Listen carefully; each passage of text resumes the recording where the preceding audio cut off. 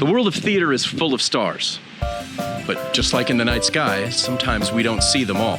Some are in the wings, some are maybe up over us in the catwalk. Hopefully they're not under the stage, but you never know. In this series, we are going to meet those hidden stars of the theater, hear their stories, and be inspired by them. So join me on this journey here in my state-of-the-art production studio in my backyard as we meet the hidden stars of theater.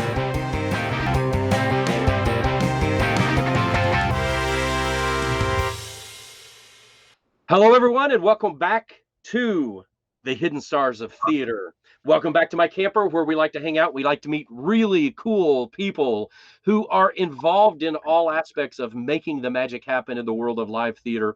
And today, we're kind of going off script a little bit because so far in the series, if you've been following us, and I hope you have, surely you have, why wouldn't you? You're cool. Because so far we've talked to mainly people involved in like Broadway or national tours, stagehands, things like that.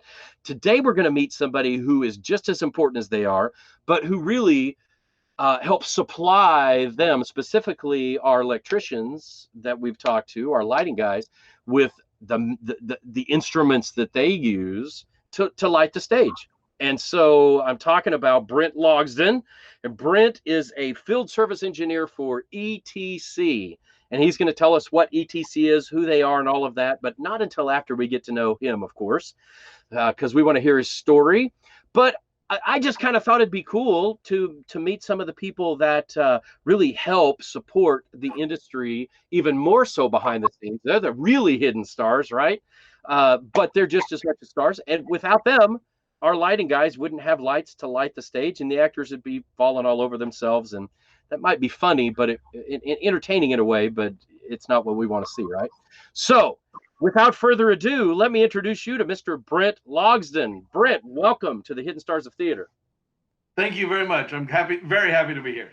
Awesome, dude. Awesome. Well, as a, kind of built you up there a little bit, and I know you're not going to disappoint because I've spoken with you, and your story is just like all of them, is inspiring and incredible, and we look forward to hearing it.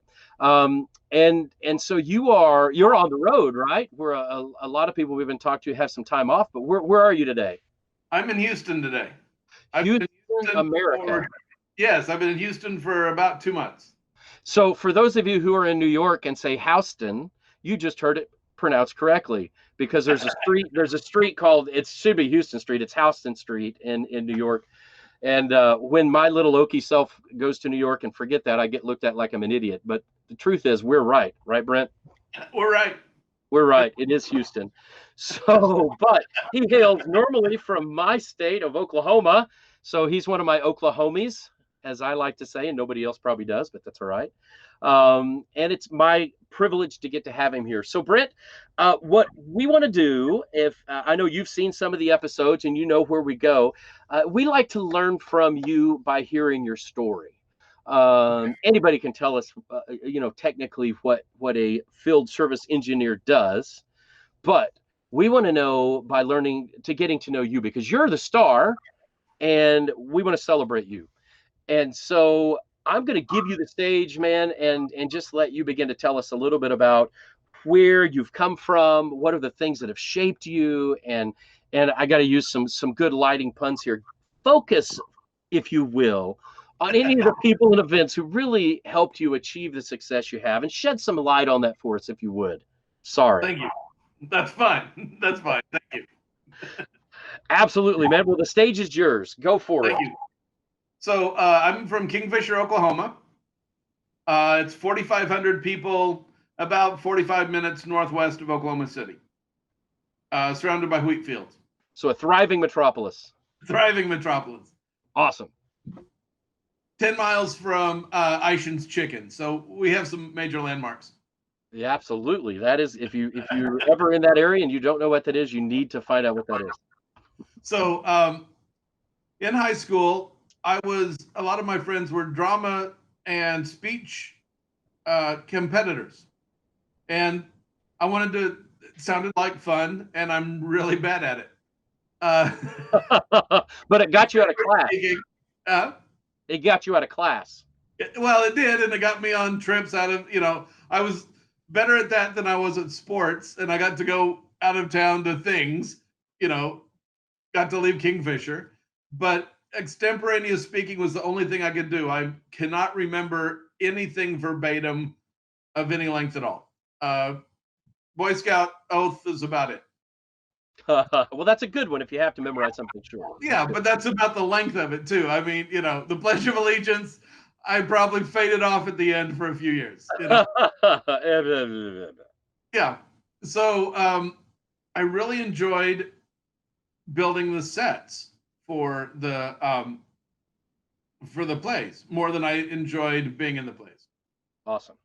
And so that was fun. And I've been into lighting since forever.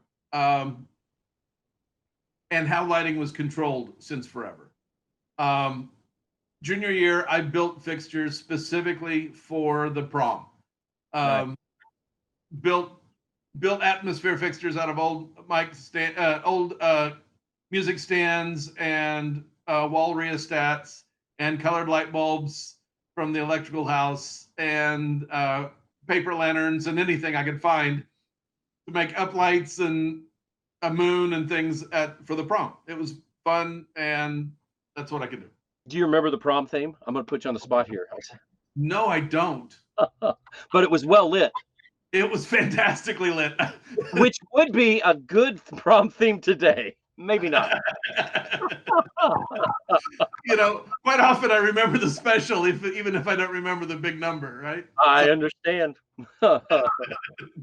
So I went off to college, and I was going to become an architect. And the College of Architecture was very competitive. What university was that? University of Oklahoma. That little one. Yes, small college southeast of Kingfisher, right? Yes. So the first semester of spring of the freshman year is the first semester of architectural training. In the first week of architectural training, they came and told us that they were going to have to flunk out 75% of us before our junior year. That's encouraging. They did not have class space for more than 25% of us, and it didn't matter because there weren't jobs for more than 25% of us. Wow. So a really competitive environment. It was crazy creative, and I learned a lot, but it wasn't fun. It was just a grind, right? I enjoyed the creation, but the acts was just too much, I think. And so I took a semester off and decided I was going to become a filmmaker.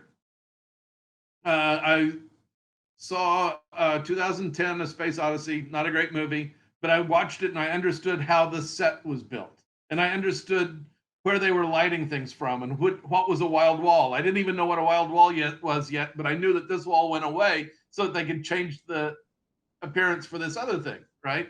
Right. So I came back to become a production designer. And the University of Oklahoma's film department was not that kind of film department. So we didn't really mesh, but one of the things I decided I was going to do was take lighting design through the drama department so I could understand more about lighting for film. And the drama people were a lot more fun than the architecture people. I can understand that as well. That's awesome. And the drama department let me start designing shows. And so film, you had to have a lot of money to make a movie. And the program wasn't really focused on the sort of movies that I thought I wanted to make. But the drama department was really fun people. And I got to work on shows. And I really liked that collaborative environment, right? I really like lighting design. One of the things, I really like lighting design. I really like lighting things that aren't very lucrative, but I really like lighting design. So I ended up in the drama department, and I liked that a lot. So are you a major in the drama department at this point? What's your major at this point? At this point, my major is theatrical design and technical production. And the Gotcha. drama. It's a BFA program. Yeah, absolutely. And I'm going to go off and be a world famous lighting designer. That's what's going to happen. That's the goal. Yes. It's good aspirations. And before I graduated, I got married. And I was 9 hours away from a theater degree. And I realized that I didn't want to spend all of my life on the road. And so your new wife probably appreciated that. I think she did. Yeah, I think it was mutual. And so I went back to the College of Architecture and I said, I've got this training. I want to be admitted into the Bachelor of Interior Design program because there's only one exterior of the building and very little lighting involved, but there's a lot of lighting involved in interiors. Right. And so I want a Bachelor of Interior Design. I want to go into architectural lighting. And will you let me in the program? And they let me in conditionally. I had to agree to not do theater when school was in session. Okay. And I'm not sure why. I'm not sure if they thought I would be too distracted, or I'm not sure, right? Yeah, there was some reason though, and yeah, you got to think probably the distraction or that they might lose you again. Yeah, and I don't know because yes, I did walk away from the department once already, right? Mm-hmm. I agreed to that. That was doable. There was no restraint on summers. And I ended up working in Texas for the 2 summers while I finished up that degree. My wife got a job at Granberry Opera House. Okay. Summer of my interior design program. And Granberry is southwest of Fort Worth. So Yeah. I was staying with my in-laws and cutting stained glass just because I could be nearby and we didn't have to keep a house or an apartment in Norman. And the first weekend after I got down there, maybe the second, I went to visit my wife, and they had a guy who had just given notice, and this place provided housing as well as payment, right? So I could get off my in-laws' house if I could get this job. Yeah.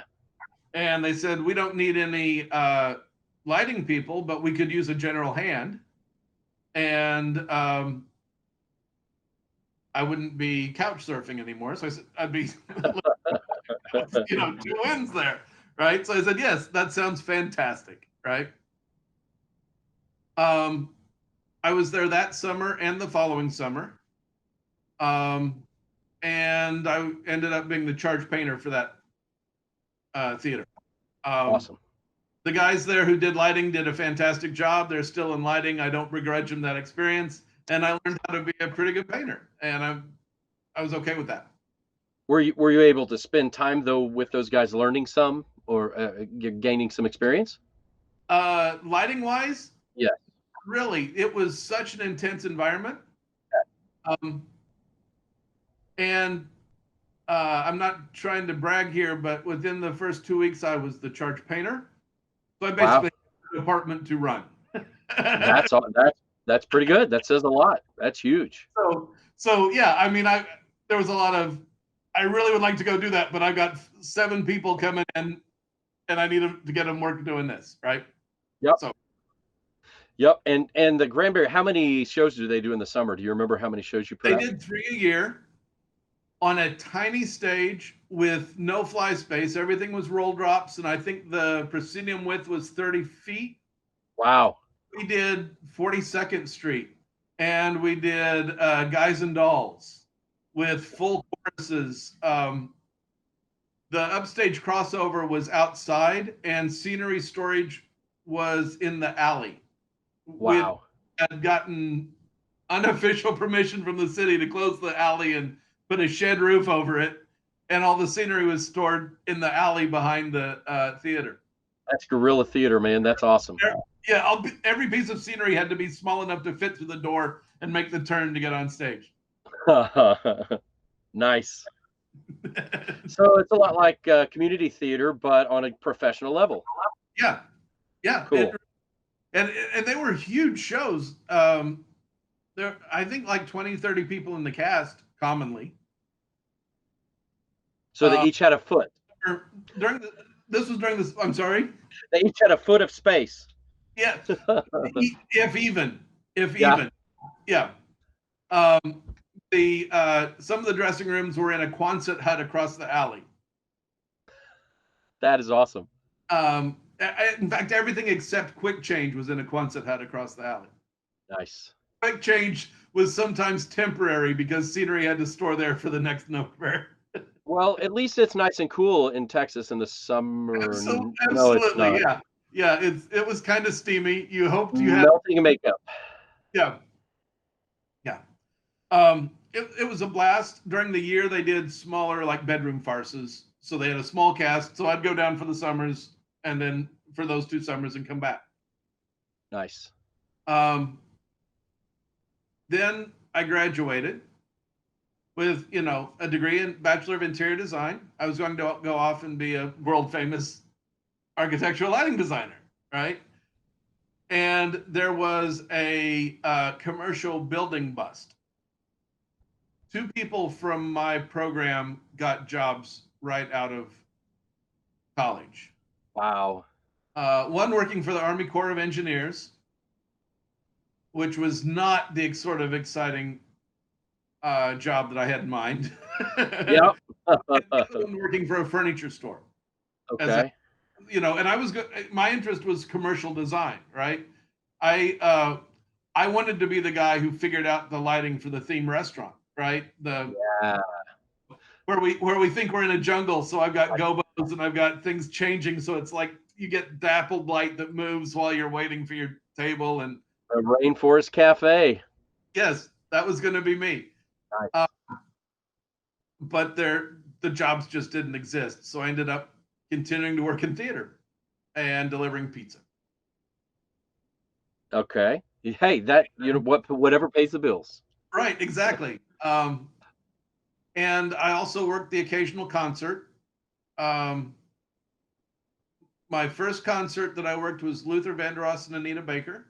Okay, nice and smooth. Yes, my second concert was Metallica. Not as smooth, but just as cool. I was truss spot on both of those.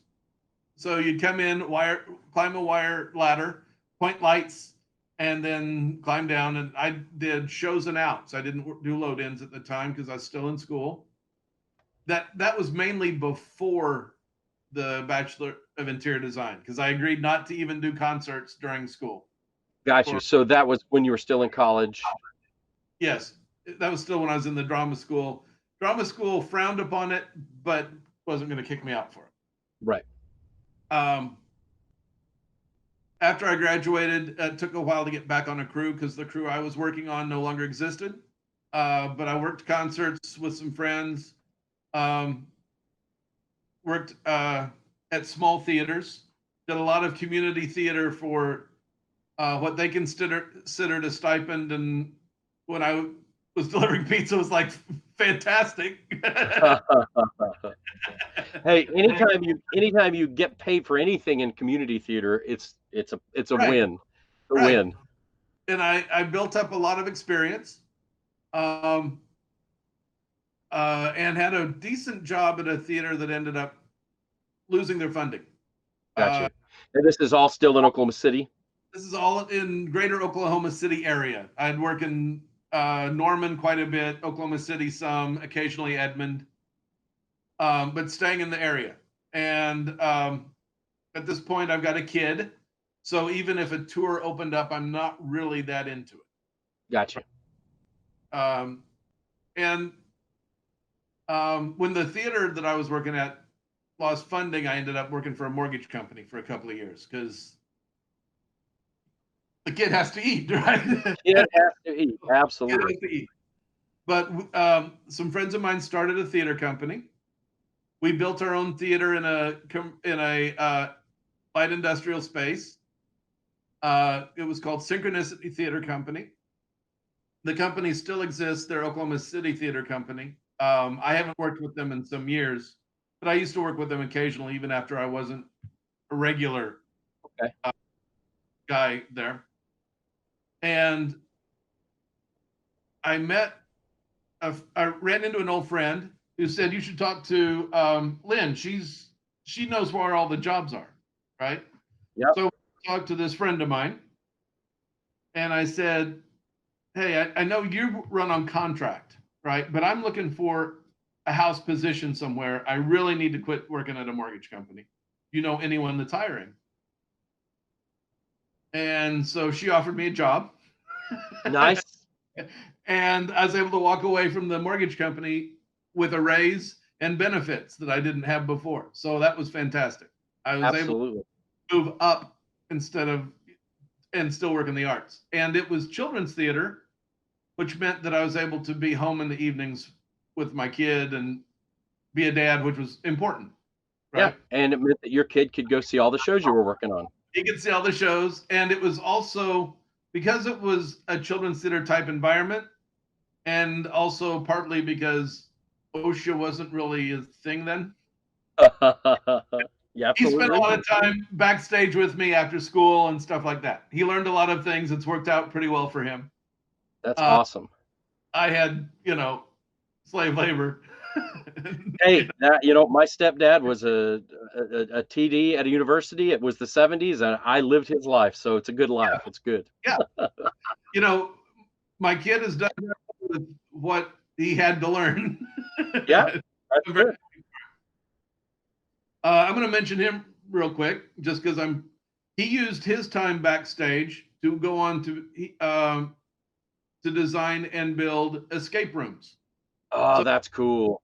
Background as doing theater tech translated to this other field that's worked really well for him until the last couple months. Absolutely, but we'll trust we'll work. Yeah. Yeah, and what a cool thing to do, man. And I think it's just a great example of the fact that the skills that we pick up in theater can be used in so many different ways. And so learn them well and look for a place wherever you are. It's just another stage, right? He just is an interesting stage because the audience is also the performers. Yeah, it's a tiny little venue with improv. Yeah. It's an improv, a guided improv for people that have no background in improv. It's kind of neat. Yeah. Cool.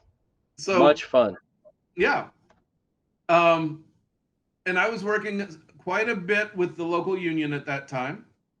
And I was working with a local company that did big magic shows and full package shows for amusement parks. Okay. The costumes, the lighting, they would basically four-wall your theater, provide the whole show, including cast it, so that the amusement park just had to provide housing and they handled the employment portion, but they did everything. The actors showed up knowing the dance, knowing the song. The magicians were trained, knew the tricks. And I worked with them part-time while I was the TD at the Children's Theater, and I would go out and do the spring load-ins to all the parks. We would start around Branson and move up to around Buffalo and Lake George, getting all the scenery and all the shows.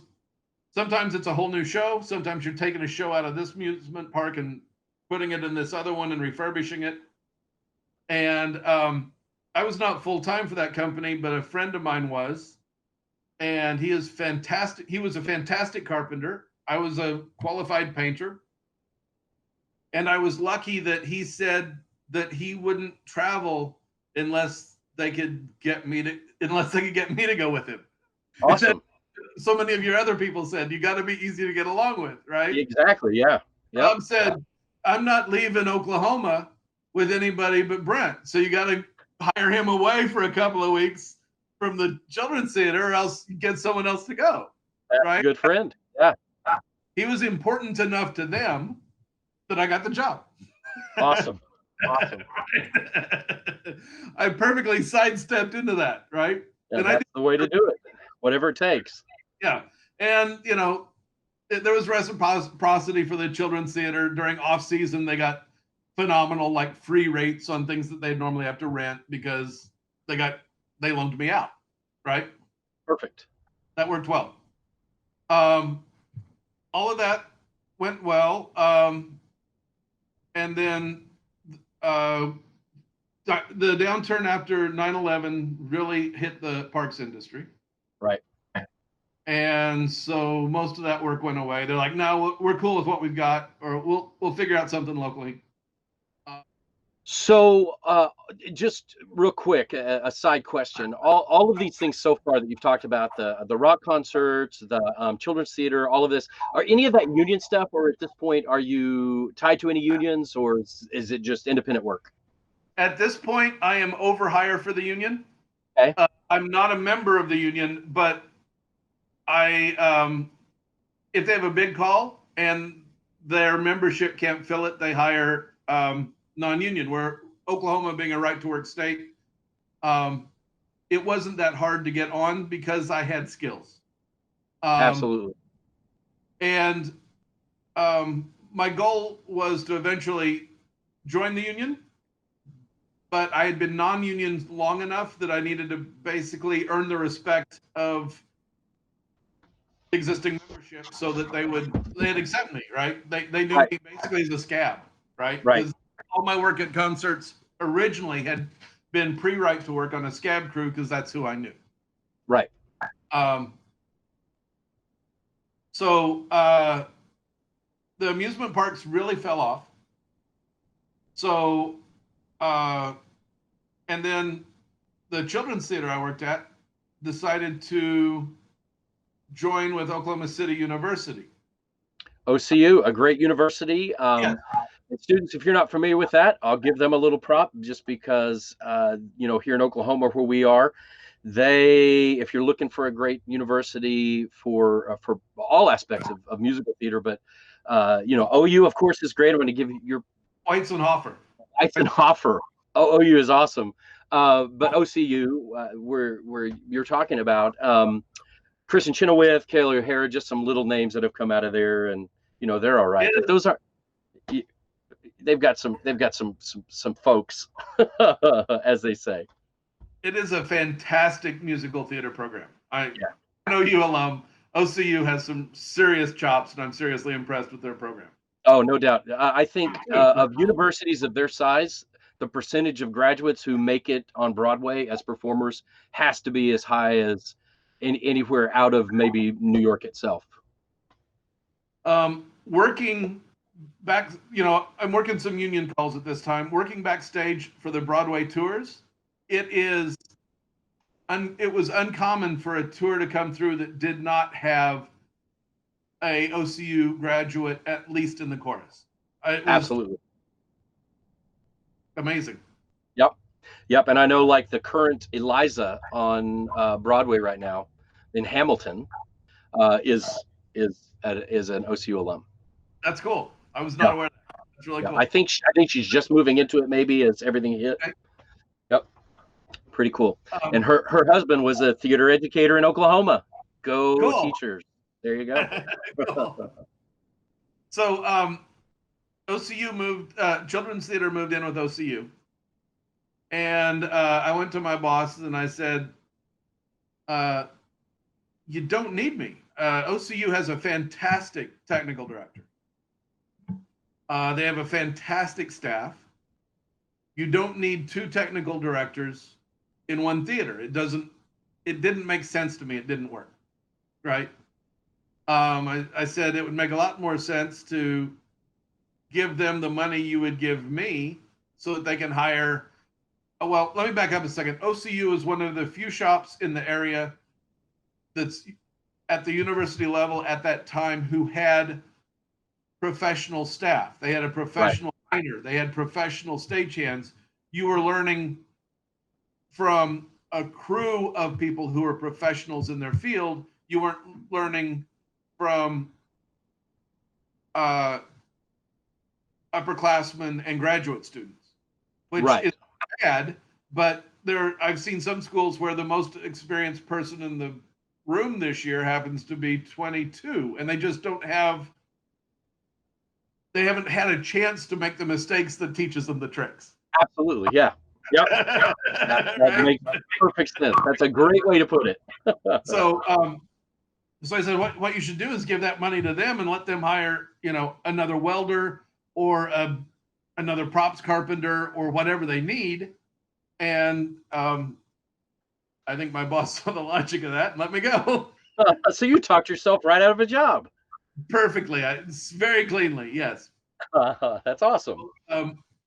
But by that time, though, I had enough experience with the local that they voted me in. Okay. And that was my primary income for quite a while. We didn't yet have professional basketball, so that didn't tie up any of the days in the arena. And we had oftentimes a couple of concerts a week. We had stuff constantly going on. Broadway tours come through Oklahoma City regularly, trade shows, and we're a mixed local so that you could do a trade show part of the week and then do a concert and move around. And the local, just so our listeners understand, is IATSE. IATSE, right? Local 112. IATSE that we've talked about. Yep, which is cool. I have to say this about them. They were established in 1904, so they were established in Indian Territory, not in the state of Oklahoma. Well, I wasn't familiar that. So our local IATSE, what's the number? Their local 112. Local 112. Local 112 in Oklahoma was formed pre-statehood. In Oklahoma City. Tulsa's is newer, but yes. That's pretty fascinating. I didn't know that. Yeah, we were still Indian Territory. Yeah. For those of you in Australia, you have to look up when we talk about Indian Territory, but it's cool. Yeah. It's worth a look up. This for Oklahoma, this is ancient history. Yeah. Truth. Yeah. So a friend of mine from college had moved away, become a professor in Arizona, came back, and came up to me one day and he said, "I'm having some lighting issues. Can you help me fix this? I got I think it's a console. I need you to look at it." I said, "Well, who made it?" He said, "ETC." And I said, "Okay, if it's ETC, first off, who made it? I mean, when was it made? When did you get it? Because if it's under warranty, you don't want me to touch it, right? You don't want me to break your warranty." He's like, "Okay, it's pretty old. Come take a look at it." I said, "Have you called tech support?" No. I said, "They got fantastic tech support. They've got 24-hour tech support." He's like, "Brent, just come take a look at it." I said, "Okay, I'm going to come. I'm going to charge you, but I'm going to come." I said, "But I want you to know I'm going to call tech support." Right? So do it yourself for free or pay me to come do it for you. Yeah, but if he's like, "I got other stuff to worry about, I need you to come do it." I said, "Okay, but I'm telling you straight up front, I'm going to call tech support and I'm going to do what they tell me because they know their equipment better than I do." And he said, "I really don't have a problem."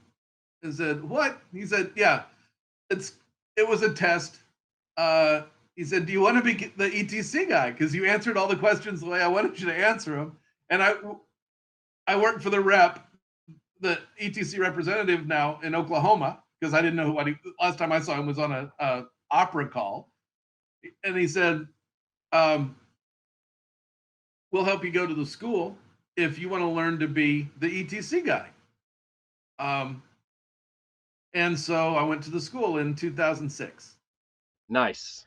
And go ahead and just, for those who don't know, explain, ETC stands for? Electronic Theater Controls. The name of the company was Electronic Theater Controls for years. Now we've shortened it to ETC. Which is kind of nice because it is still primarily what you do, but you do some other things. So it's like, yes, we still do this, etc. Yeah. Nice. Yeah, it's really cool. And so I go to this school and I really enjoy it. I learn a lot. I really like the people I'm talking to. And my agreement was basically that I would be available to any dealer in Oklahoma that needed me. I was basically a B2B business. I wasn't going to end users and saying, hey, this is the service I'm selling. I was supporting people that sold ETC. Got you. So you weren't necessarily at that time, you weren't working directly for ETC. ETC helped set you up as your own business to service their equipment. Right. And at that point, I was a subcontractor underneath Triple C, kind of. Okay. And Triple C being? Triple C is the lighting representative, is the representative for ETC lighting and controls in Oklahoma. Okay. Awesome. So basically, they brought me to the dance. I danced with them, and I really they had basically first dibs on my time, right? And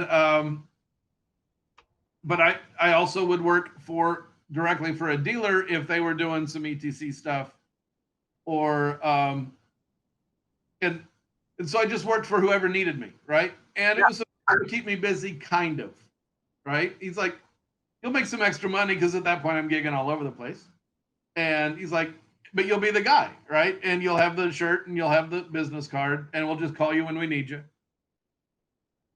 And the price of oil went up, and I'm in Oklahoma. That is always a good thing. So there's more money being spent, and Indian gaming is really taking off. So there's more money being spent. So casinos are being built, and schools are being built. Casinos are being built. Mailbox money's showing up, so churches are getting donations. And so what was supposed to be probably a 10-hour-a-week on average gig ended up becoming full-time, working for all these different dealers. And I ended up working out of state for out-of-state representatives and dealers, but basically being based in Oklahoma City area, right? Yeah. And it was fantastic, right? You have 2.5 days here, out, say, northwest of Enid. You line up another day and a half out in the Texas Panhandle, and in the middle, you hang out at a state park in northwestern Oklahoma, right? Sounds good. Sounds like a good life. It was really good. At this point, when it got busy, my kid was almost out of high school. He's a really good kid. He did not need supervision to be a good kid, right? I think he was very happy that Dad was around a little bit less, and I could trust him enough I wouldn't worry about it. So good. I started traveling a lot more. But I'm home at least every weekend and often midweek, right? Yep. And a lot of jobs are local, so that I'm just out back and forth during the day, right? And just for clarity, most of those are installs and repairs, that type of thing? Most of these are installs. There are a few repairs. Our stuff doesn't break a lot. But the repairs were often insanely rushed. University of Oklahoma's music school had a roof leak, and so it was like, Brent, go there, right? Or problem in Tulsa, phone rings. Brent, we need you to go to house soon. Can you leave for Tulsa? 15 minutes, okay. Load up, head to Tulsa. If we don't need you, we'll send you home and just pay you for your time, but we think we're going to need you in Tulsa. Because absolutely. The show will happen. The show will happen. And ETC, if our viewers aren't familiar with that company, it's worth Googling. I mean, they're top of the line. And you're going to share more with them about us. But so we're not talking about little shows. We're talking about the shows, the big shows, the national tours, the big rock concerts, the national sports venues that people have paid a lot of money to go to, right? And so they want to see it, which means the lights got to work. So I would imagine that's high pressure. Yeah, get here now, fix it. But the show's important to everybody. I mean, you may be headed to, you may be like now, I may be getting on a plane and flying to an arena, right? And back then I might be getting in my car and driving to a football stadium. or a big casino that's got a show. But there was also, it's probably 75 people, but they have a show tonight at the Jazz Hall of Fame in Tulsa, and they can't get the lights on. Yeah. Right. They're not, if any of your schools call the 1-800 number, right, and ask to call support, they're calling the exact same number that Broadway calls. Yeah, absolutely. They're talking to the exact same people. That's impressive. That's good. That's awesome. That's awesome. And we don't want there to be problems, but if there's problems, we want to know about them, because it might be isolated, but it might be, oh, we've seen this in 3 different locations now. We may have them. So if you got a problem, we kind of want to know about it, right? Well, and I'll tell you, the fact that that is a fact tells you that the equipment is good. Because if the equipment was shoddy and they were getting 500,000 phone calls a day because everything was breaking, it wouldn't be the case where you're talking to the same. That Broadway rep would talk to somebody different than me at a community theater would talk to. Okay, fair enough. Yeah, that's cool. Kind of good testimony towards that. And we I was doing all of this work in this area, and I really enjoy it. I really like what I do. And I'm about the biggest fish in the area. Yeah. I am the biggest fish in Oklahoma at this point. I'm in demand out of state, certain areas. Oil's worth less money. Casinos are kind of built out. Right. I'm still working. I'm traveling more. I'm doing bigger jobs. I'm gone more. I still enjoy it, but I'm not tied to Oklahoma as hard. And my kid's off to college, so I don't have to be home every weekend or midweek.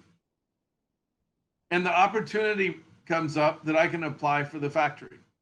Okay. And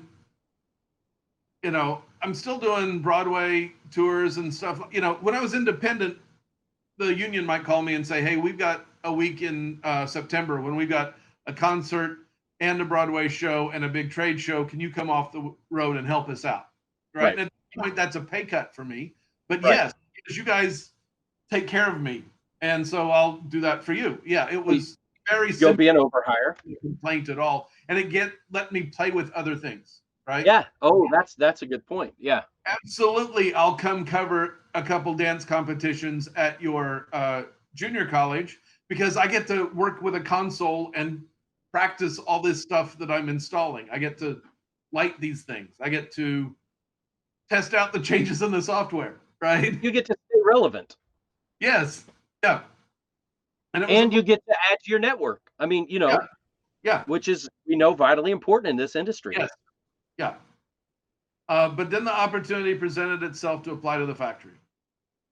And I couldn't pass it up because like you said now, I'm nationwide, maybe potentially global, right? My passport's current. They asked me to renew my passport. So, that's a good sign. I'll go wherever the boss says. But so it's like going from AAA ball to the major leagues. I get a chance to work on the biggest jobs in the world, right? Yeah, you get called up. I'm exactly the same size fish, right? And in, Lake Texoma, I might be a big striper, right? But now I'm in the ocean, right? And there's these monsters. And I'm still as good as I was, right? I'm still everything I was. But now I'm surrounded by people who've got so much more, and I've got so much more I can do, right? And it's just exciting to be part of that bigger thing, right? Absolutely. We do entire amusement parks, Wow. We do big things, right? And so it's a blast to be a part of it. So when you do those bigger things, because I would imagine that before you started being officially tied to the factory. It was more you alone going and doing things. So when you go to a full amusement park now, is it like bringing together several of you? Yeah, yeah. And before, the whole pie was mine, right? I eat the whole pie. Now I'm eating just as much pie, but it's a tiny little sliver of a monster huge pie, right? I go here and all I'm doing is testing and configuring this type of item for the next 2 weeks so that later somebody else can tie into it and make it do its thing, right? So what's the coolest?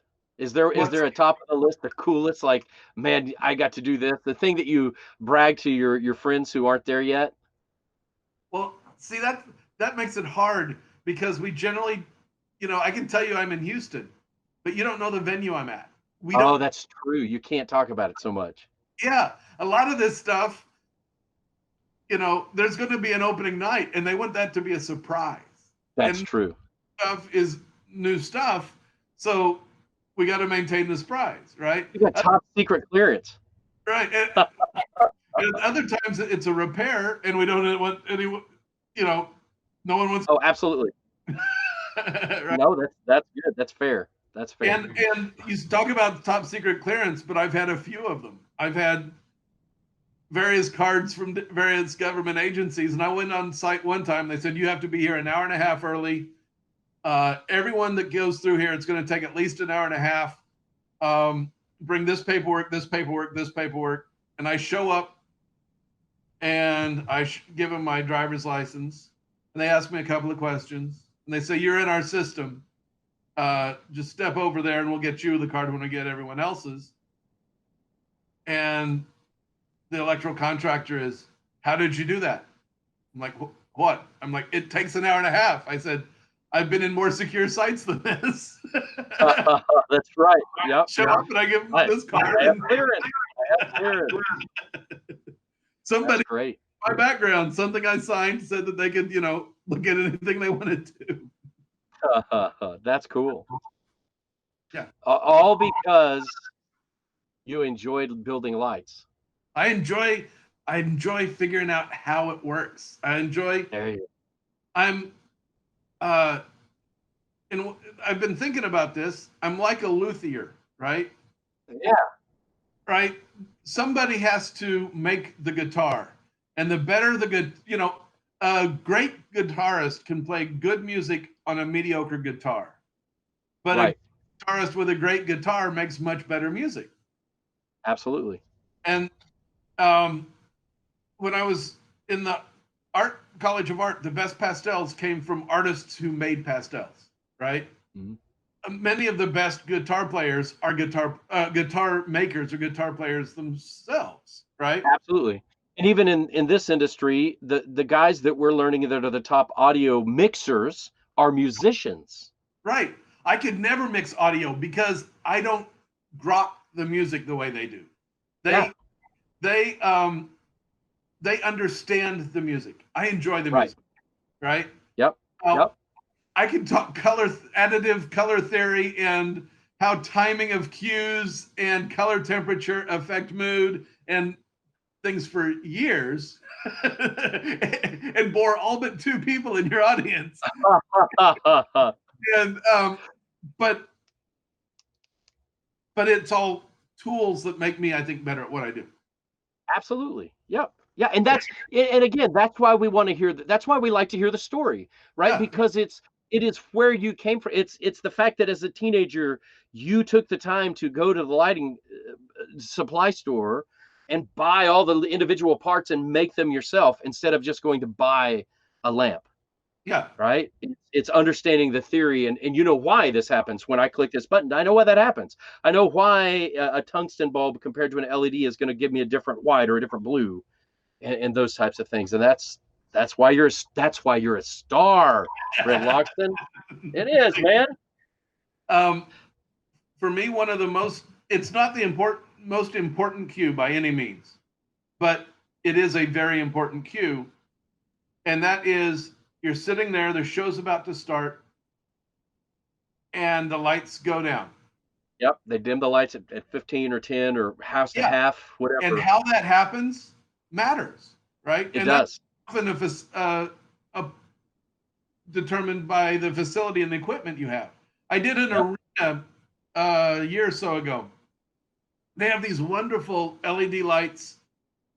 We didn't make them. I'm not going to tell you who made them, but That's fair. LED lights. We didn't have anything on the market yet that would do that. And you can control each fixture individually, right? Right. And we have written in some cues so that if somebody does the wave, if the crowd does the wave, they can follow the wave with the lights and make everything, cool. Work, and they can do, east side, west side for the chants and the cheers. But the opening, the lights out, they could do this beautiful fade. They could do a breath sort of thing, or they could bring it up. What they did is they used to have the old knife switches, the old ka-chunk, ka-chunk. Oh yeah. Right? We wrote in, even though they could do all of this stuff now, lights out was that same look where this chunk went down and that chunk went down because the home team had a chant based on those lights going out in that chunky style, right? Oh, that's awesome. So even though we could do all these things later in the game, it started off with that traditional chung, chung, chung, chung, chung that they could roar to, right? And I thought that was really cool, right? That's awesome. And I do remember those. When I was a kid growing up backstage at the university, the light board was a wall with these huge switches. And again, students, if you've never seen this, it's worth studying the history of lighting. And because I remember at the time, it fascinated me because if they had 3 circuits that had to come up at the same time, my stepdad would wire those so they were next to each other, and then he'd take 2 2x4s and use those and clamp them together so you could just with one hand, a 10-second fade, 1, 2, and that's how it was done. Yeah, that's cool. A friend of mine has a picture of his dad doing a Broadway tour in Oklahoma City. Those dimmers were so big that they couldn't fit in the building at that point. Yeah. Oh, yeah. Truck and load it out, and they were hot. Yeah. So there's a picture of his dad in cutoffs and tennis shoes, running lights for a Broadway matinee while it's snowing, but there is no snow anywhere near him. Right? He's in between ovens running lights. Because it was melting it from the heat. That's awesome. Snow, yeah.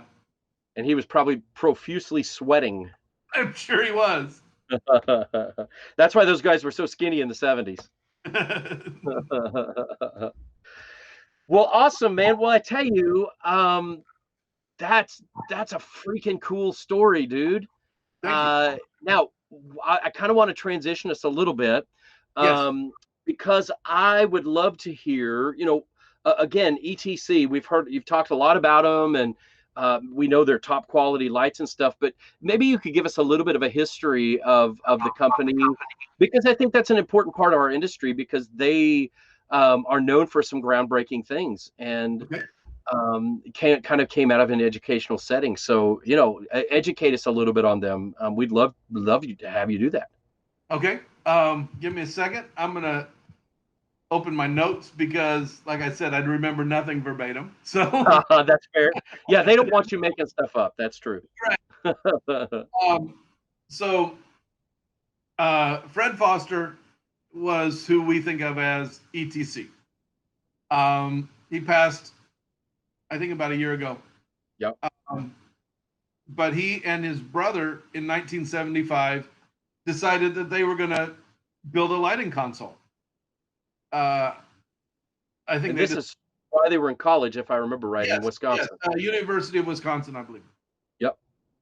And so they started working, and by 1982, they originally did OEM equipment, right? They would do the guts for somebody else, right? By 1982, they had their own console, and Disney picked it up. So that helps business. That helps business, yes. In 92, 10 years later, they came out with, so they started off in controls, right? Electronic theater controls. in 92, they came out with the Source 4 fixture. Until the Source 4, in most of the venues I worked in, if they were wealthy, they had a Century Strand system. Right. And most of the venues I worked in were either Altman or Kliegel. Okay. They were ellipsoidal reflector spots with a linear lamp, sometimes base up, sometimes base down. They gave a pretty good beam of light that you could shutter and that you could control. They were really hot. I mean, they came out with a line of tools for Altman. Altman were wonderful fixtures, right? But they were hot. They came out with gloves specifically for touching Altmans. They came out with wrenches specifically for working with Altmans. Right. They would brand you, right? They were wonderful. And for the price, you could not beat them, right? Yeah. If you had more money, you didn't have to have as thick of gloves and you had Century Strand. Exactly. Yeah. And with all of these, of course, though, for light changing colors and stuff, you use gels and gel frames and things. All of these had originally gelatin. Yep. I actually washed gelatin once, which melted in the sink because it was, hard Jello, right? Right. Yeah. But it was colored plastic, like a polyester or mylar, that would go in front of the light bulb, the lamp, but light bulb to the lamp. And if it was a pale color, you'd get a lot of use out of it, right? If it was a very saturated color, the heat from that lamp would cook it. Yeah, and you'd burn through. Yes, literally a hole, right? A smoking hole. Sometimes great smell. Just turn out the color and it would be clear and colored on the edges. A lot of my early shows, my job was to run around and change gels between numbers because Congo Blue looks really pretty and it lasts about 4 minutes. Yeah. Yep. As soon as the lights come down, you take those heavy gloves, you yank that out, you put this one in, you go to the next one.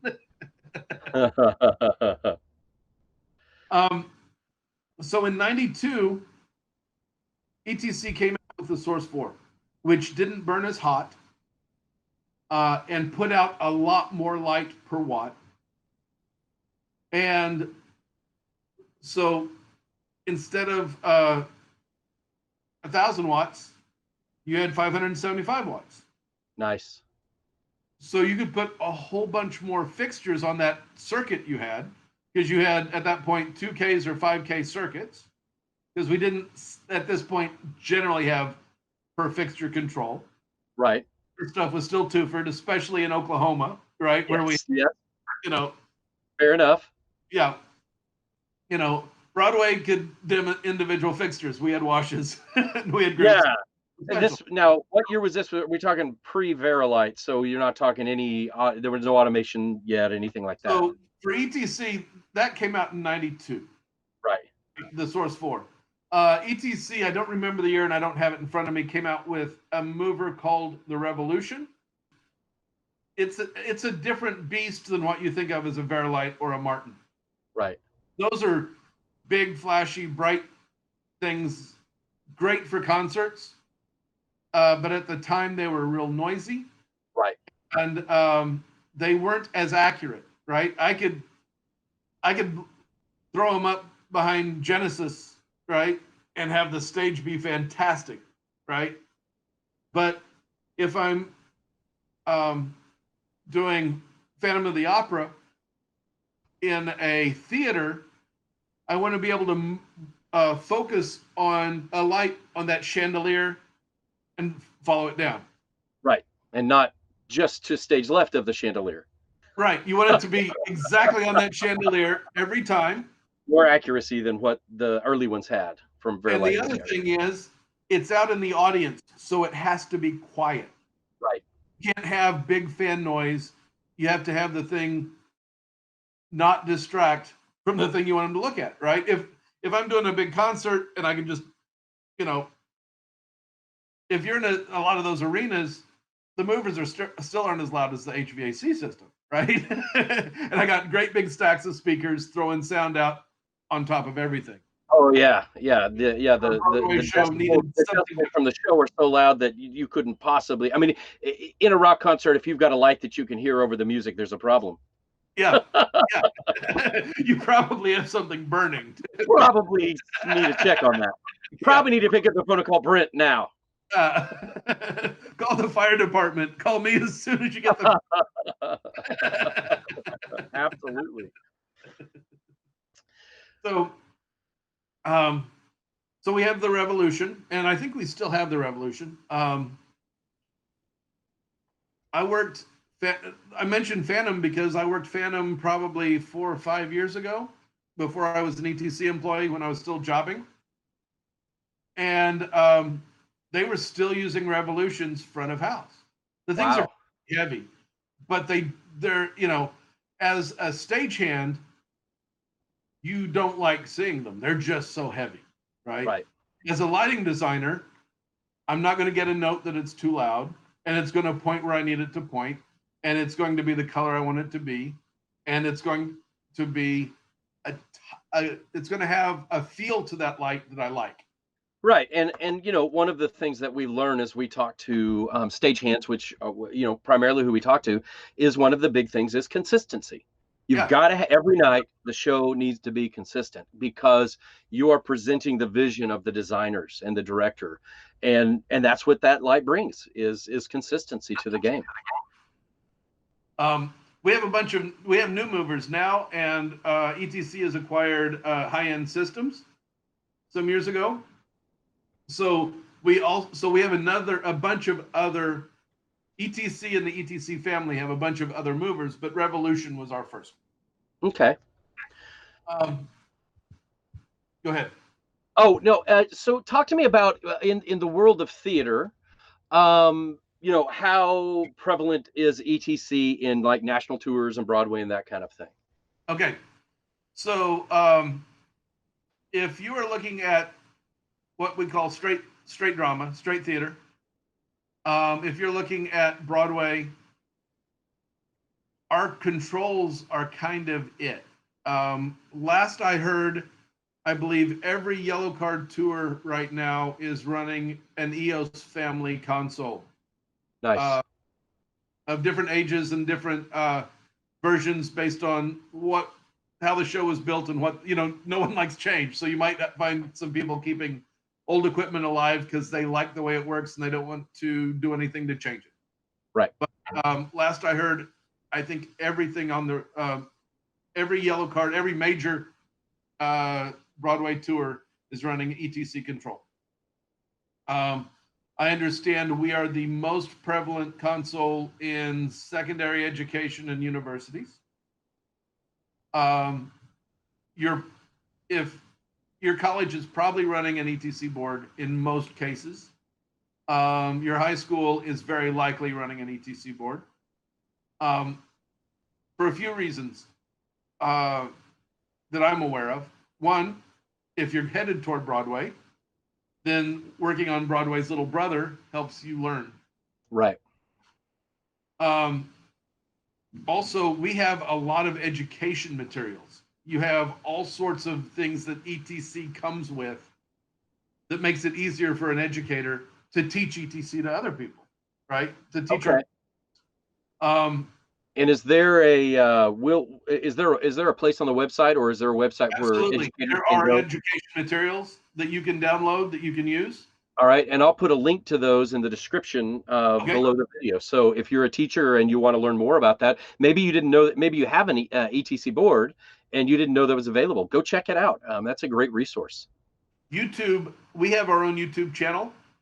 So if you're stuck, there's probably a 3 to 5 minute YouTube video that tells you how to work this submaster this way, how to patch this fixture this way. We have dozens of videos so that you can watch someone. For me, the hardest part is I know what the button says. Where is it? Right, absolutely. Yep. So I have a video. You have a video that shows somebody touching it, and you go, "Oh, it's on the right side." That's great. I didn't see it there. That's very helpful to visual people like me. Also, we're coming out with a new thing with version 3.0 of the ETC of the EOS family software called Augmented. And Augmented lets you do 3D visualization of your rig, so if you want to enter the parameters of your theater, you can put your lights in. So we've been able to offline edit for a long time, right? Right. If you knew your front wash was group 15, you could do group 15 at 50%, record enter, and have that ready for tomorrow when you go into the theater. Right. But now with Augmented, you have a 3D visualization tool so that you can basically on your computer or on your console when you can't be on stage, have the front light come up and look at it in this visualizer, right? Which is really handy for conventional lighting and knowing I'm doing just this portion of a scene with the Hotbox Girls, not the whole stage. So I need these things in that scene down right? But we also, with Augmented, are working with movers. So I can look at how I want that to move, and I can go, oh, wait, that light stayed on. That needs to be a dark move. That needs to come on already pointing there. I missed the thing that I'd left the light on, right? Because you just saw it in your visualizer, right? And then we have this other thing. I think it's called Focus Wand. Give me a second. Let me look at my note. No problem at all. And I'll talk a little bit while you look that up. One of the things that I know, and I'm certain now that it was a visualizer that we use that for in Oklahoma, and you may not be aware of this, Brent, but in the educational realm is in one act play competition. When you go to competition, you go to another school, to regionals, and you have to use their lighting system. Well, Yes. When we went to state, Golada Panthers, we went to state. You could, we didn't do this because we had to use some specific specials that we brought with us, but you had the opportunity to go online and look at the visualizer and actually pre-build your show, and then just take the disc with you to state, and then you could just put the disc in, and it would preload your show into their system, and you already knew what was going to happen, which is a huge time saver and really good. It's a wonderful tool, and we've used a visualizer for years for training people, right? We've had existing visualizer tools, but it wasn't our visualizer. So if your school wanted that, you would have to buy it. Right. ETC software is free.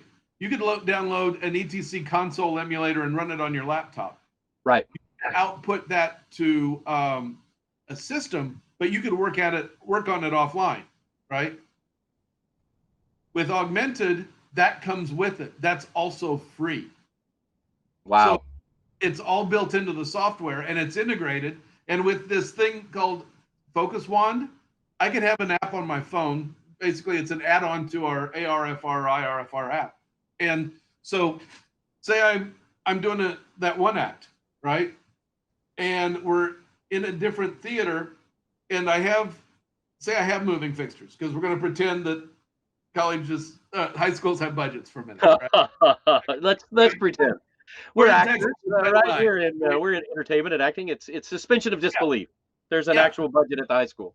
But it's also fantastic for traveling road shows, because we have to move the drum riser 3 feet to the left, right?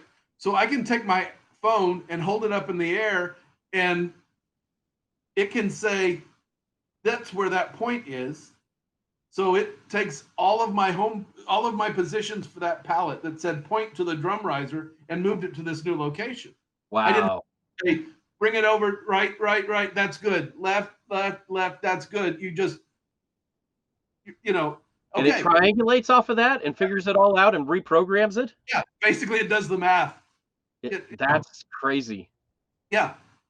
So it makes that load in a lot faster. So part of a show is how much can you accomplish between when they open the door at 8 a.m. and when the stage turns over to props, probably 6:30 p.m. Right? everybody has to get in, everybody has to get their stuff done, everybody has to get out of everyone else's way, right? If I can do more in my allotted time, it doesn't mean I go home any earlier, but it means that that show now has all of these extra elements because we can consistently provide them every night. Well, and let me take it back to the educational world here. So in that one act play competition, I Yes. get 45 minutes on Friday before the competition on Saturday to load in, Yes. to put in my light show, and to adjust to their stage. So Yes. that's a huge part of it. And Yes. so that's massive, man. I definitely will be checking that out. But if you're part of my competition, forget this. You don't know about this. If you're not from Ada, turn off your. There you go. That's good. That's awesome, man.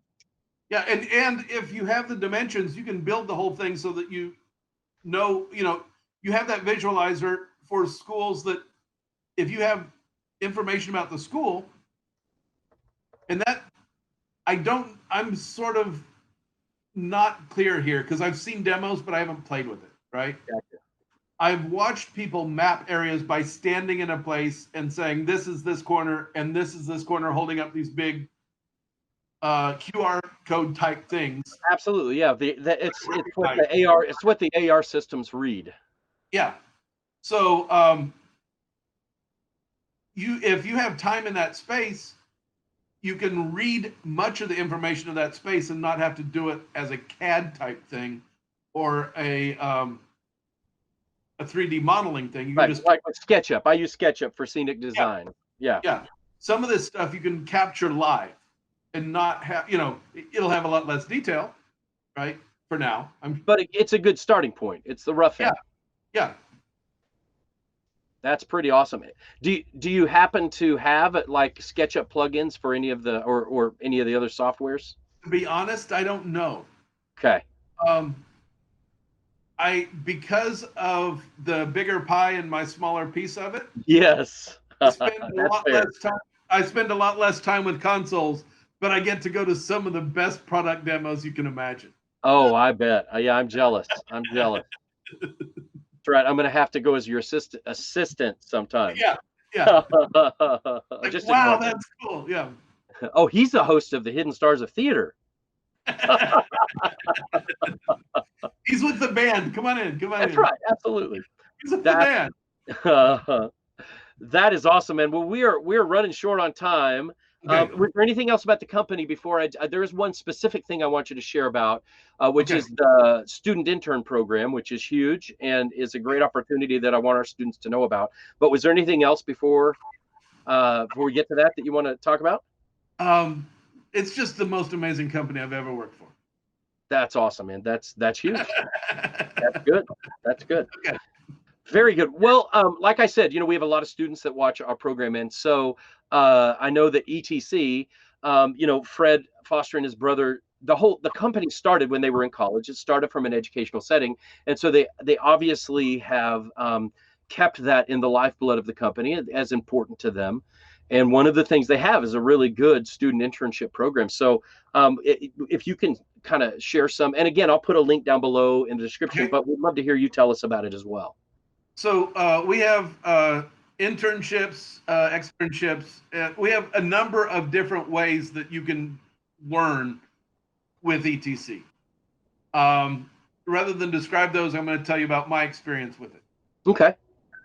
When I was still jobbing, right? When I was still doing gigs, I wasn't an ETC employee yet, but there was this guy in Oklahoma, OCU student, who was great. I wanted him on my crew. I wanted him part of the head count every show he was available, right? Great kid. Yep. One time he got, and I'm at this point, I am an independent for ETC. I'm known. I'm not an employee, but I'm known, right? There's only at that time there were 7 of us in the country that were independents, so it wasn't a huge pot. And he wanted to go apply for an internship. I said, use me as a reference. Absolutely. It won't hurt. Right. You never know how much it'll help depending on whether or not they know me, but it won't hurt. Right. Absolutely. And he got an internship working a summer at the factory in a group that we call the Ninjas. Ooh. The Ninjas are, I've been doing this since 2006. I'm not bad at what I do, right? I'm really solid. But sometimes you encounter something that you just didn't imagine. And we've already said the answer is yes. We just don't know how yet. Right? I've been in those situations. Absolutely. And so he interned. It's what we call the Ninjas, right? That's not their official department, but yeah. Who's my ninja on this problem? Okay. Right? He got to intern with the Ninjas. Wow. Was writing software and troubleshooting things. And it wasn't just a show up and file these documents. He was really developing things. He really had a non-disclosure agreement. He really was, yeah, to ETC, right? Which was fantastic. And then after that, semester's over. He goes back, finishes his degree, works for one of the amusement parks for a while, and we have an opening. And so he gets hired by ETC in technical support. He's a phone support guy. He's one of the people who has the answer when it's 6:45. House opens at 7. Yeah. 7:30, and something's not working. And everybody's freaking out. Right. So he's one of those guys. And so he's been working for ETC for a while, which was really cool because, it was somebody I knew and somebody I helped get his internship, right? I don't know if you know, some of us are on furlough right now at ETC because we're still, in general, working a lot more than our brothers and sisters on the tours. So I'm not complaining at all, right? Right. I'll next week. That's fine. It's my turn. But there's this, what was a room full, and now it's a whole bunch of living rooms and basements full of people who had the answer, right? Except theater's not calling for help because the doors aren't open. Right. Right. So he was in a furlough position, but he's from Texas, and we have a great big facility in Texas, professional sporting venue. With a hand. And I've been working on it some. A number of my coworkers have been working on it. We had a limited term employee though, whose contract ended in May. Right. Okay. This guy's from Texas. He's commuting distance from that site. The basement or living room that he's been working from is in. He left his apartment in Wisconsin and went home. Right. Went home. Yeah. Yep. So I think yesterday morning he finished orientation training, and so this kid is now, not kid, but younger than me. This guy is now working on a facility that will seat 80,000 people. Wow. When it opens. And we have control of virtually every public space of this sporting facility, not just where the game happens, but all the clubs, all the suites, all the public spaces. And, he started off as an intern, and it works out really well for him, right? Yeah, that's pretty cool. Sounds like it. That's pretty cool. And are we primarily talking about interns when you're a collegiate age, right? It's not it is not high school age. Right. We have a working factory floor. Right. There's a lot of OSHA regulations that don't permit people in certain places under the age of, I believe, 18. Okay. That are just, my kid could not have come to visit me if Yeah, absolutely. when he was a kid, because, you're still in a part of the building that requires, even if you're a ninja, right? You might have to go to where they're making it to find out what they're doing different than what we thought, to come back out later and say, well, this is what's burning up, or this is what's shorting out, or whatever, right? Yep. That's good. So, Well, that's man, sounds like a great opportunity for somebody who's interested in learning more about lighting. Even, I'm thinking, even if I want to go into touring as an electrician, it might be great while I'm in college to spend a summer working at ETC to learn more about the fixtures and things, because, man, talk about adding to your marketability when networks or one of those companies is hiring electricians and they see, oh, wait a minute, you were a ninja with ETC, which means then suddenly they're hiring their own ETC support in a way, right? That's pretty cool. Yeah. Why should I hire you to go on tour with these movers? Well, last summer I helped make 2,500 of them. Exactly. Yeah. Oh, okay. I know where the screws are. That's great. That's great. Well, we're down to it here, man. The last two things that we're going to do here before we're done. Okay. One of those is, it's my favorite. It's my favorite part of the talks, and you are a very passionate individual, my friend, which is good. We're brothers at heart in that way. And you obviously love lighting. You love lights. I love lighting. Which is great, because we all do, whether we admit it or not. We use it every day. But you know and love it a little bit more than most, and we are thankful for that, because it takes guys like you to light our stages as performers, or to light the shows that we are going to see. So what is it, man? What is it that fills you with that passion, that just gets you excited about a bulb, or about a fixture, or about a fade, right? I mean, there's all kinds of aspects of it in design and things. Can you quantify in words what that would be? Yes, it's magic. And I don't mean magic as in I mean magic as in things we don't understand yet. Right? Right. Vitruvius wrote 7 books of architecture with 4 elements: earth, wind, fire, and water. Right? Yes. 4 elements. The Romans did concrete that when I was in college in the 80s, we still didn't know how to do. Crazy. They had 4 elements, and we don't know how they made such good concrete in the 1980s. That's still around. So that's magic, right? Yeah. Well, lighting right now is in a very magical stage. What generates light isn't just a hot wire anymore, right? And how our eyes perceive that light, and the fact that different colors can affect our mood, and the speed at which the light changes, and the idea that we have, in theory, 3 wavelengths our eyes can see. We got rods and cones. We can see black and white in 3 colors, they say, right?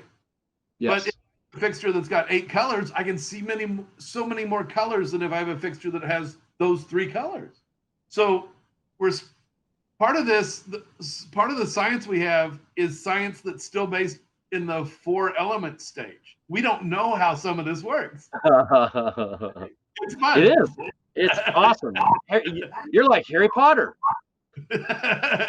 So that answer might be longer than you expected, but that's perfect. And yeah, so when you make magic, that's something to get excited about. That's cool. I'm a magician. I don't know how the magic works.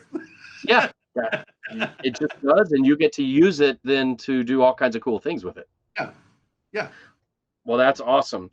So just one thing left, my friend, and that is to give us a nugget of wisdom. Okay. For our wall of wisdom right here, and that is filling up quickly, but I've got a piece of gaff tape with your name on it. And so I like to say, think back to young Brent. What would you, if you could, in a succinct sentence that I can put on a piece of gaff tape, what would you say? What nugget of wisdom do you want to leave us with? Stay safe. Don't die. stay safe and don't die is great advice in a lot of areas in life, but especially in this area. And do you want to kind of expound on why that's so important around what you do? Yeah. First off, I'm working with lighting equipment, right? Some of the equipment I work with runs at 400 amps, right? Yes. That's a lot. Yeah. Right. And it commonly runs at 400 amps. That's a regular common theatrical disconnect, right? Yep. And so a whole bunch of different 400 amp disconnects to power your stage, right? A lot of it's overhead, right? Don't fall, don't electrocute yourself. All of it is, we need to, safety matters. And it's not just the old guys saying, hey, you need to be safe, right? The old guys are the ones that made it. The ones who didn't die. Right, stay safe. That's awesome. Keep being fun as long as you're here. Be an old guy. Yeah, exactly. No, that is wonderful advice, and so much so that it is now on the gaff tape. All right, it's gonna go. I think it'll fit right here. That works for me. Thank you very much. Oh, we don't want to cover it. No, we'll put it right here. It'll work right here. I'm gonna have to get a bigger board. There we go. Congratulations on needing a bigger board. Thanks, man. Thank you. You are, I didn't mention it at the beginning because I don't want to jinx you, but you are episode 13. I'll take that. Lucky 13, which is great. And I'm blessed by all of these episodes. And we have so many more to come and so many more incredible people. But first, before we get onto them in other episodes, there's one last thing we want to do, and that is this. You are truly a star. You really are. You may help make the magic happen, but you never, ever get to go near a curtain call, right? Those silly actors steal all of the curtain calls, even though without you, they would be in the dark looking silly. Who knows what they'd be looking like because we wouldn't see them. So what I like to say is this. Imagine that I am every fan in every theater in the world, and it lets your ears magically multiply my applause as their applause, because this, Brent Logsdon, is your curtain call. Thank you, sir. You may take a bow. This is for you. There you go. Awesome. Very good. And well deserved. Well deserved. You should get much more than that. And thank you for your time today. Thank you for being a part of our show. It's always incredible. And it's funny to me, and I think I mentioned this to you, that anytime I talk to one of our potential guests, one of the comments they always make to me is, I don't know if my story is inspiring, but it always is, because everyone's story is important. Everyone's story contains wisdom, and not just our guests, but every one of our listeners too. You guys all are important. You have an important story. Most of you are just beginning that journey, and maybe you're at a place now where Brent was when he was younger. He maybe sports weren't his thing, and maybe even performing wasn't his thing, but he had a thing, and that was lights. And he didn't listen to the rest of the world when they said lights. What are you gonna do with lights? He went with it. That's what he loved. And whatever it is that you love, there is a place for it in this world of theater. Maybe it's a place nobody's found yet. Maybe you're going to be the Fred Foster of the world that's going to go in and do this and do it new and do it a different way. Or maybe not. Maybe it's exactly this, and you want to be the next Brent Logsdon. You can be. Just do it. Just do it. Go for it. And do what you love. And what I love is talking to people. And so I'm doing what I love right here. And thank you guys for listening. And Brent, once again, thank you for being our guest today. Thank you very much. My pleasure. I've enjoyed it very much. Awesome. Well, we have enjoyed having you, as we do all of our guests. And hey, if you are a teacher, go check out all the educational stuff. If you're a student in university or even in high school, it's never too late to plan ahead. Go check out the information below about the internship program if you're interested in lighting, and see if that's for you. Maybe it is, maybe it isn't. That's okay. And while you're there, while you're below, do me a favor, subscribe, right? Like, comment. and then share us with the world, because everyone in the world of theater needs to know about these hidden stars, because they don't need to be hidden any longer. And that's my quest, is to bring them to light, to bring it back around once again with a bad light pun. Sorry, Brent. But thank you guys for joining us as always. This is it for this episode, and we look forward to seeing you on the next one right here on the Hidden Stars of Theater. Bye, everybody. Have a great day, and go shine. Find a stage. Find that light. Bye.